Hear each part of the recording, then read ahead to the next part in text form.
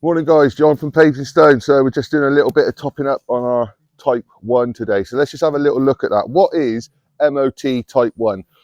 It's this sort of stuff. So MOT Type 1, what that stands for is Ministry of Transport Type 1. That means it's first time quarried. This is a recognised product that we'll use quite a lot for our foundations and sub bases. So basically, what it is, or specifically what it is for me in the area that I'm in, so we're surrounded by limestone quarries. So if you imagine they're getting these great big limestone boulders, they're putting it through a series of crushers, and then what we end up with is all different types of grades of stone. Type 1 is up to around about 40 mil pieces of limestone like that, just as they've come through, but it also includes our fines. That's all these little sort of dusty bits.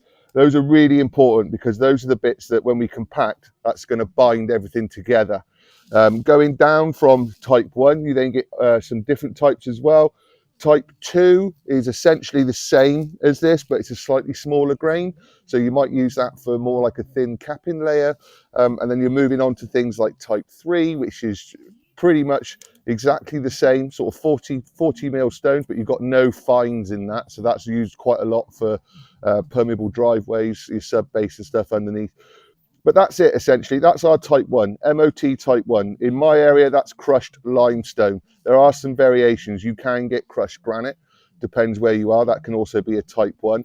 But what we're talking about is it's a tried and it's a tested compaction rate of material which we want to be able to build off. Now, why do we always use type 1? Well, there are some other alternatives which sometimes are practical. You can use things like crushed concrete, where it's been crushed down, it's been recycled. The problem with that is you're guessing how much that's going to compact. You don't know the rate. This has been lab tested, hence it's sold as a product.